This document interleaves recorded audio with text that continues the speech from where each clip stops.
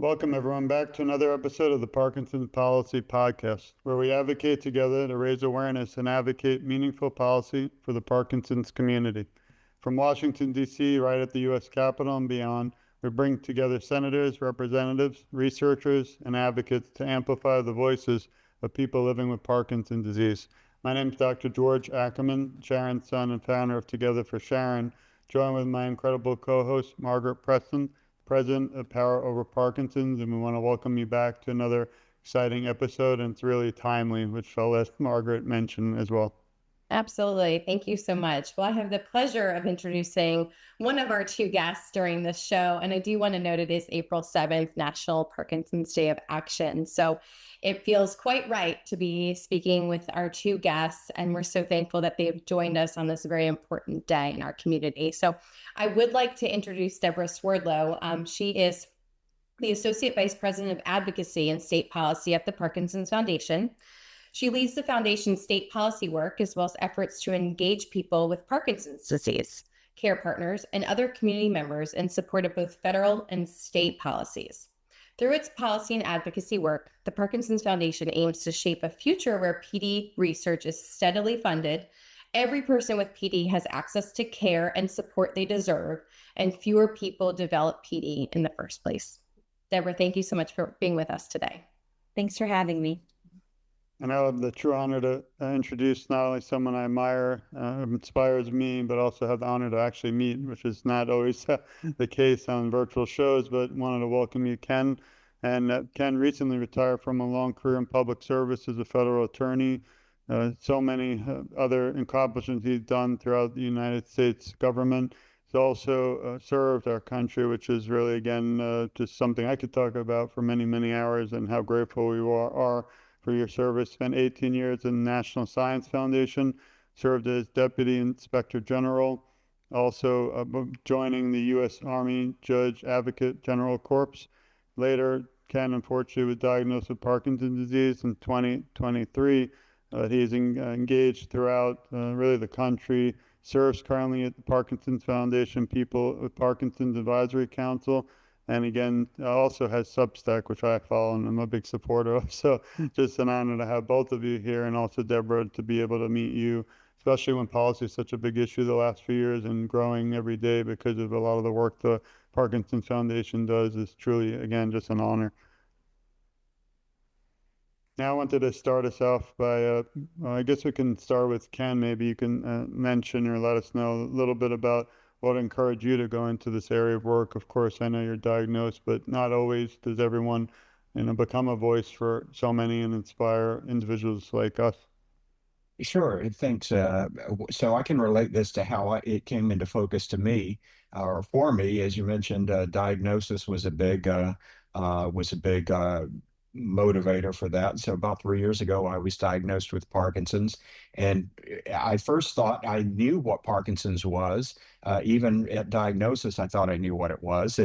Basically, it's about tremor, and maybe it's about slow walking or shuffling or something like that. But as I learned more about it, the more I learned that there was a whole lot more to it, and a lot that I didn't understand. And I think that unfortunately, there's a lack of understanding among a lot of people about what Parkinson's really is, and that includes maybe some lack of understanding even among policymakers. May not fully understand it. The fact is, I've been experiencing a litany of symptoms for a number of years, and I basically dismissed them until the tremor came up. And then at that point, I got in to see a movement disorder specialist. I was diagnosed with Parkinson's pretty quickly after that. But that had been going on for a few years. But to me, it's that gap between what people, I think, assume about Parkinson's and the reality of it is exactly why advocacy matters, because the misunderstanding has a lot of consequences. It can delay diagnosis, it can delay treatment, which in turn compounds and prolongs suffering. At a larger scale, it can even limit the attention and resources that we give to things like research, care, and prevention. So those are the kind of things that sparked my interest in advocacy and spreading the word about Parkinson's. And as I was approaching the end of my federal government career, then I think it was in having spent most of that in DC, I think it was kind of a natural segue to take an interest in policy-based advocacy to kind of help bridge the gap between knowledge and action and awareness and policy. So those are some of the things that sort of added up and steered me in this direction. Thank you for your service, and also now your continued service for the community as a police officer and working with the U.S. Coast Guard Auxiliary. It means, again, the world that we have individuals like you speaking up still and not just retiring, because we need you. Thank you. Thanks. I'm going to send the show to Margaret. Deborah, I'd like to ask you the same question. What encouraged you to pursue this line of work? Yeah, so I got hooked on policy and advocacy really early in my career, actually, when I was still in college. And what drew me to, just policy work in general is trying to make systemic change. When you're talking about changing policies, you're changing a system. And so the scale of impact is huge. And I really found, just like a deep connection to doing that work in the nonprofit space where everything is very mission driven.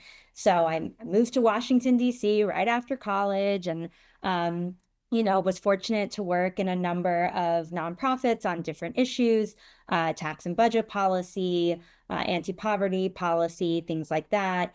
And then most recently had the chance to be in the federal government. So to see policy making from the inside of government. And when that ended, I was trying to think about how I wanted to make an impact, where I wanted to be next. And I really felt drawn to the nonprofit sector. And I was lucky to see this role at the Parkinson's Foundation. I'm relatively new. I started in December. I'm part of a new and growing team for public policy here at the foundation. There's 5 of us now, and we're growing. And so I feel very fortunate and honored to now be in this role, to be working on Parkinson's and with the Parkinson's community, working with people like Ken and so many people, all of you really, George and Margaret as well, around the country. I do not have a personal connection to Parkinson's in my immediate family, but what I was really struck by when I took this job and started telling people is how many people responded by saying, somebody in my family, somebody in my extended family, a loved one, a close friend, has or had Parkinson's. And for me, what drew me to the work was, again, that ability to make systemic change, but also fundamentally what we're talking about is how do we make sure that everybody has access to the best possible care for their health needs and is able to live the life that they want to live and with dignity. And so that's what drew me to the work. And then I think what's been really moving just in the few months that I've been here has been all of the people that I've gotten to meet and work with and to be a part of this community. Thank you for sharing that. I think it's just been such a privilege and incredible as an outsider watching you at the Parkinson Foundation and your counterparts at the Michael J. Fox Foundation, et cetera, really capitalize on the moment that we're having. So I can't thank you enough for helping to support those living with the disease through policy and kind of waving the flag and letting us have the national stage now, as so many large scale diseases have. And Ken, thank you for sharing your note too. If I could dovetail, my father was diagnosed with Parkinson's 8 years ago, and he did not have a tremor. So, and all we knew was the tremor, right? We all associate the disease with the tremor. So lo and behold, we learned a lot more about it and all the symptoms and everything that it encompasses. So even those affected by the disease, there's a learning curve. So if we can start educating folks who aren't even diagnosed yet or impacted, then folks have a better understanding, and then we can all kind of move the needle together, I think, collectively a little bit better. So thank you both for sharing that. Deborah, if I can jump into kind of the latest news in the policy world, I wanted to touch on the news out of Syngenta over the last couple of weeks that they were going to cease production of paraquat. What does that mean? Can you break that down for our listeners, and can we take a collective sigh of relief, or is the work still ahead of us? Sure. So I'm going to start with, you said break it down. So I'll start at the beginning, but spoiler alert, there's still work ahead of us. So for those who aren't familiar, paraquat is an herbicide that frankly is incredibly toxic. It has been linked to a higher risk of developing a number of conditions and diseases, and Parkinson's is one of them. Exposure to paraquat increases your risk of developing Parkinson's. And Syngenta is one of the largest producers of paraquat. So what we saw a couple of weeks ago is Syngenta announced that they were going to stop making paraquat. That is a good sign. I think it also points to, the public pressure. I think the other thing to know about paraquat is that it's already banned in over 70 countries, including countries that Syngenta produces it in. So there are countries where Syngenta operates where they can't actually sell paraquat. They have to ship it to other countries like the US, which still allows paraquat and still purchases it. So there's more than 70 countries that have already banned paraquat. And so what we saw a few weeks ago is Syngenta announcing that they were going to stop making it. So again, that is a good sign. The reason that we still have work to do is they are not the only producers of paraquat. So it's good to see a major producer saying they're going to stop producing this chemical, but they're not the only producers. And so really, as long as paraquat is still allowed in the US, I would say in other countries, if you have any listeners in other countries, but again, we're a bit of an outlier in that 70 countries have already banned paraquat. So just speaking about the US for a moment, as long as it's still allowed to be sold and used in the US, people are at risk of exposure, and then they are at greater risk of developing Parkinson's. So one of the major policy priorities that we've been working on at the foundation is certainly trying to get the U.S. Environmental Protection Agency to ban paraquat so that nationally it's no longer allowed to be used. But in the meantime, we're also taking a state-by-state approach because states also have the power to act to prohibit the sale and use of paraquat in their states. Thank you. Thank you for breaking that down. Yep. Well, I wanted to, again, have to always be clear and honest here. And I'm a big supporter of the Parkinson Foundation. Unfortunately, I lost my mother, as many know, 6 years ago. Every time I say it feels like longer and longer. But we've been actually a participant on the committee and donated a lot from our family to the Parkinson's Foundation, Palm Beach, but just there 2 weeks ago. So it's kind of fresh and new.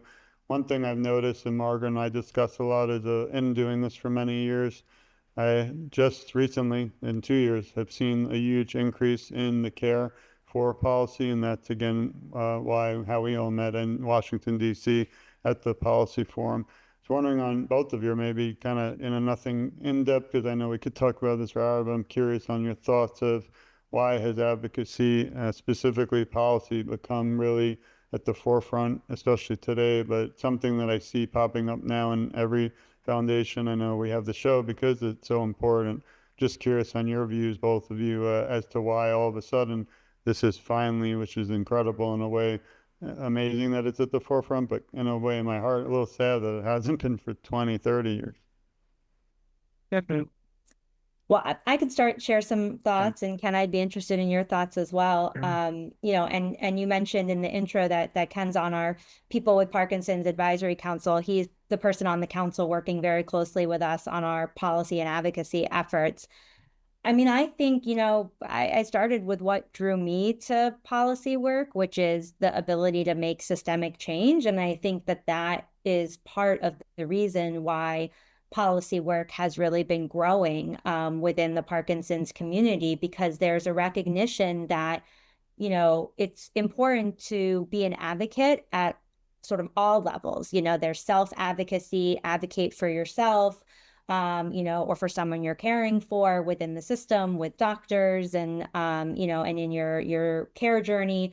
There's community advocacy, things like our moving day walks and community education.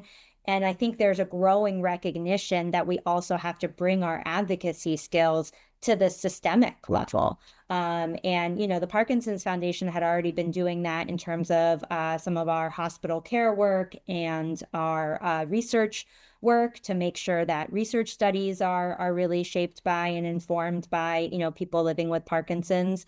I just think there's been a growing recognition that if fundamentally we're all here to improve the lives of people living with Parkinson's and to change the trajectory of this disease in the future. And so I think there's just been a growing recognition that in order to really move the needle on both of those things, we've got to engage at the systemic level with policy work too. Thank you. Right, and I think that's exactly right. Is it flows from getting the word out. Even just having sidebar conversations, so to speak, informally with people and educating them about Parkinson's. I mean, what I hear a lot of times is people might say, "Well, you don't look like you have it," and then I might say, "Well, what's it supposed to look like?" And then you kind of get back to the thing about, well, it's kind of a shaking disease or maybe shuffle. And what you're seeing there is advocacy, because it opens up a conversation about what Parkinson's really is. And then we have in the Parkinson's Foundation, we have ambassadors who go out and talk about Parkinson's in the community. So I think it all flows from spreading the word about Parkinson's and getting the word out. And when people understand more about it, then they want to help. They understand the depth of the problem. And when you share your own story about it, it really, really brings it home. I've noticed that in community discussions I've had about Parkinson's. Once you add your own story into it, if you're comfortable doing that, it really just elevates the desire to want to work toward a solution. So I think those things, getting the word out, are really kind of having an effect, and more people are understanding that the link between knowledge and action, awareness and policy is there. And so advocacy is kind of moving into a strong place in the Parkinson's community, fortunately. I'm grateful that we're all part of history and that you two and the Parkinson's Foundation are helping lead the way. So thank you both. Send back to Margaret. Deborah, I wanted to ask, what are the pillars of the Parkinson's Foundation policy strategy as we move through 2026? Mm-hmm. Yeah, absolutely. So, as I said, our mission, this is really about extending our mission to work at this systemic policy level. So still about making life better for people living with Parkinson's and, by improving care and advancing research toward a cure. So what that means for our policy work are, I'd say, 3 or 4 main things. One is supporting research funding. This is at both, all of these priorities actually are at the federal and the state level. And as you mentioned in your introduction, I focus primarily on our state level policy work. So, first and foremost, we absolutely need to sustain and increase research support at the National Institutes of Health, NIH. And we're working in partnership with others in the Parkinson's community to reach $600 million for NIH Parkinson's research funding. So that's a very important pillar around research. And there's other things that we can do around advancing research support as well. Another priority is around care and prevention. So we've already actually spoken about prevention in terms of paraquat, trying to ban paraquat and other chemicals that we know have an increased risk to Parkinson's. And a lot of the care work is around, making sure that we're strengthening the policy systems that underpin the kind of care that people can access, both the quality of that care, and also the accessibility. So whether you can access, specialists and things like that, and the affordability. So things like insurance coverage of biomarker testing, as we've been able to discover some biomarkers that, help us, are another tool for diagnosing Parkinson's. And then finally, we have a pillar of policy work around education and really making sure that everybody has access to high quality information and tools and resources about Parkinson's. That's people who are living with Parkinson's and diagnosed, people who are caring for those with Parkinson's, and providers too. I mean, part of all of these things work in tandem with each other. Part of improving care is making sure that healthcare providers have access to the information and the training and the resources that they need to be able to, better diagnose and support people living with Parkinson's. So all of these things really do go together as well. Yeah. Thank you for sharing that. And what I hear is really goals set from point of diagnosis and better diagnostics through disease management. So I can appreciate that full spectrum of policy effort. So thank you. Yeah. And also, prevention. So can we even get to the point where Yep. in the first place? Yeah. And I hope on the other end of the spectrum one day a cure, not just disease management, but a cure. And that's where the research support comes in. Yeah. Thank you. It's lofty work that you're doing, but as George and I both have had or have parents with Parkinson's, we can't thank you enough for your effort. Thank you. Well, my question is kind of a two-part. First, maybe we could start with Deborah on how everyone listening can get involved to support you and the Parkinson's Foundation. And then also for Ken, this is an important area of my heart, and Margaret, which we haven't touched on yet, but we are going to have a full show in the future.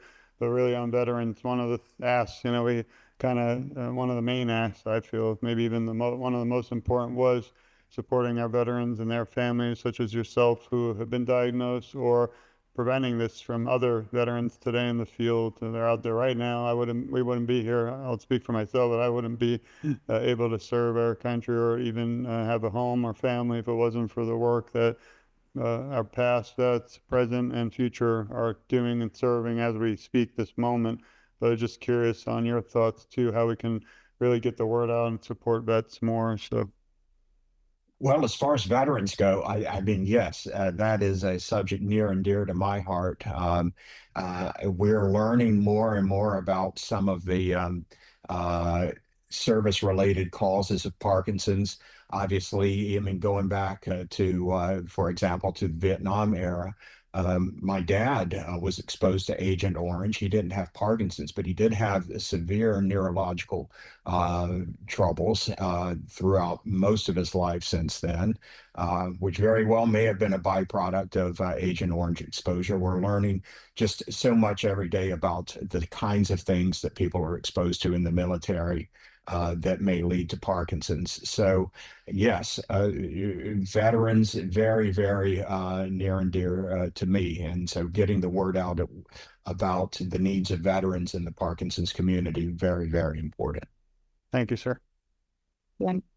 And so in terms of how to get involved, and Ken can also speak to some of the ways that, he's been a policy advocate. But I would say for anybody listening who wants to get involved, first thing that I would recommend you do is visit our advocacy center, which is policy.parkinson.org. Again, that's policy, just singular.parkinson.org. We got a lot of things that you can do there. First of all, you can learn about those policy issues that I mentioned and kind of dive deeper and learn a little bit more about those policy priorities. You can sign up for updates and action alerts. So, ways to stay in touch or stay engaged and stay informed. And also ways to take action to be able to easily message your members of Congress or your state lawmakers about some of the bills that are advancing these policy priorities forward. And you can also just find out more information about, who your legislators are, and see how to follow them on social media and things like that. And we'll be continuing to build out more resources for people to take action. But that's just a great place to start, policy.parkinson.org. Sign up for our updates and our action alerts. As was mentioned at the top, today is a National Day of Action, so we've got some resources there for that. And we just always update that with the latest action opportunities. Right. Yeah, one thing I find so exciting in a way, even though it's, we don't want anyone to have to battle this, is that now I know when we do shows today, we can actually have listeners participate. In the old days, like just 2 years ago, it's not that old, I kind of ended my shows and just said thanks, goodbye. But now you can actually have everyone listening join in, and that's something that's not just rare, but also I feel beautiful. And thank you again for that. And I'm going to send the show back to Margaret. Yeah, absolutely. And all links noted in the show we will include in our video. So not to worry if anybody missed a link or website. I wanted to dovetail and kind of tie a ribbon on advocacy. Deborah, if I can start with you and then moving to Ken, who innately was energized to affect change and become an advocate. But I wanted to ask, how do we energize patients, care partners, and the community at large to head over to the Parkinson's Foundation policy website, to email their local congressman? Like, how do we kind of instill a little bit of fire, so to speak, to energize and mobilize our folks to share their stories and become an advocate? Yeah. Well, I would pick up on something that Ken actually mentioned about like sharing your story and how it can be really powerful. I always, whenever I am meeting somebody for the first time, especially if they're like not sure about policy work, I want to get to know them. I want to hear their story, hear what they're passionate about, hear what moves them, hear what they wish was different, and I think what is really impactful then, and what can kind of be a way to energize folks into advocacy, is to find the things in your experience or somebody else's experience that you care about, that you wish was different. And oftentimes there's a policy solution to that. Like, you've actually identified something you've certainly identified that it's a problem, and there can be a policy solution. And so I think finding that thing for you, and then being able to, talk with somebody at an organization like ours to make that connection to the policy solution, and then be able to take action. And then your story becomes one of the most powerful things that you can share to then energize lawmakers to care about the issue and to take action. Thank you for sharing that. Ken, go ahead. Right. And as far as the things you can do, I mean, I've gone up to Capitol Hill and walked the halls of Congress, spreading my own story about that, and trying to engage on solutions for policies that move the needle on Parkinson's. You can do that in mass as far as things go, like the Parkinson's Policy Forum, where folks just all came together and did it so effectively. But what I try to do to energize action, in one respect, is to lower the barrier on what that means, and then also to explain why that's important. Advocacy doesn't necessarily mean you have to get on a plane and come to Washington. There are ways, as Deborah mentioned, of advocating for policy solutions at different levels of government, state, and local, as well as federal. And for people living with Parkinson's and care partners, their voices carry a huge message, and hearing directly from people through whatever way that is, whether it's email or in person or a phone call or whatever it may be, hearing from people who are affected by Parkinson's can be very, very powerful. So just the raising awareness about the disease is not separate from the policy solutions. It helps drive them. It helps drive the solutions, because the more people really understand about this disease, the more opportunities we have to get on top of it and to change the trajectory of it in terms of care and prevention, and then hopefully a cure.